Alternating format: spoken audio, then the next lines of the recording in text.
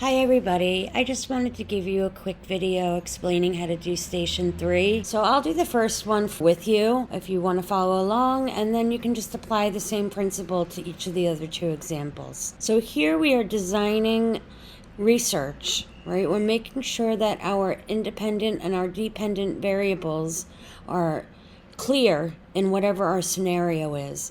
We're making sure that our research is completely controlled so that all of the outside variables are accounted for and removed. We want to create a laboratory no matter where the experiment takes place. In this case, it takes place out on the street, but you can still make sure that you account for all of the controls and make sure that you get rid of all the different things that might be impacting the thing that you're measuring. In this case, frustration. So the first one that I'm going to do with you is called high class road rage, right? So we have Juan, who is interested in measuring the relationship between frustration and aggression. He proposes to study whether socioeconomic status is a factor in how drivers express their aggression when they are frustrated. Juan decides to employ a high class car, a Mercedes-Benz, and a low-status car, a dented-up, rusty old Toyota Corolla, as his stimuli in his, quote, field experiment. He'll be doing the experiment on the roads near his home during a sunny April afternoon.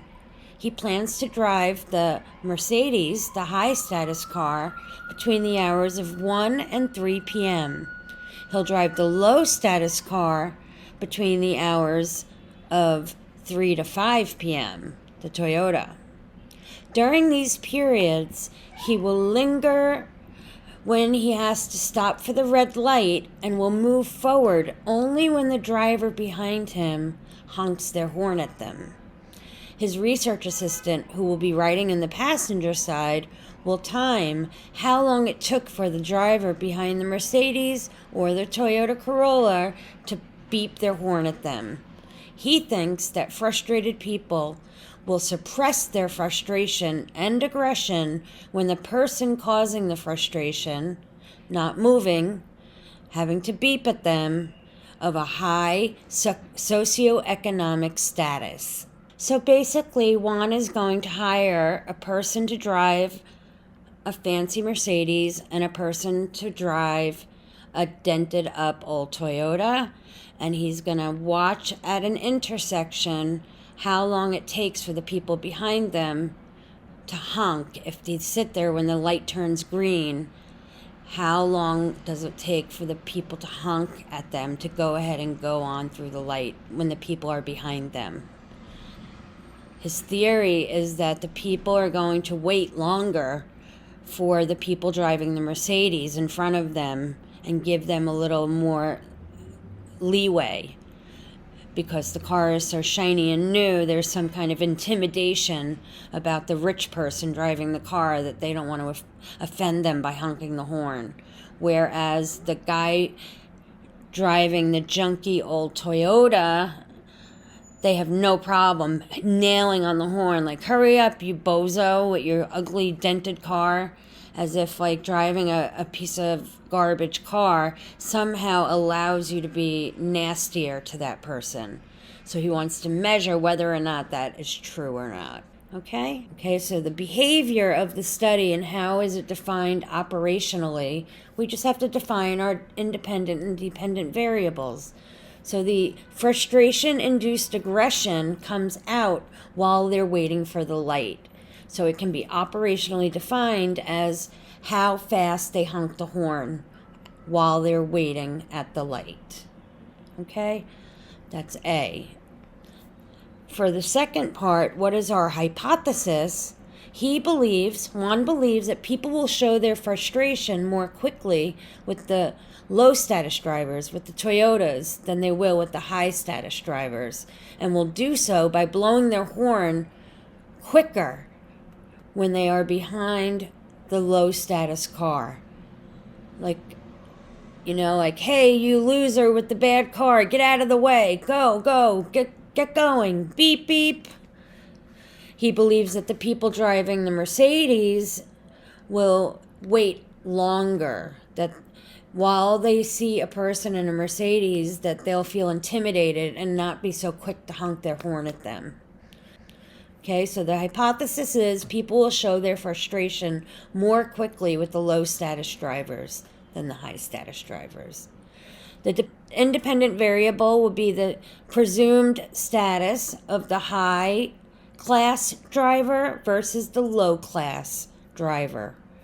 Okay, the presumption is that the person driving the Mercedes is much more socioeconomically secure, where the presumption of the driver in the Toyota is that they're probably some like poor guy, right? Poverty, and deserves somehow to be yelled at when he takes too long to move through the light. How is the dependent variable measured? The duration in seconds from when the light turns green until how quickly or how not quickly the driver honks their horn at the person waiting for the light.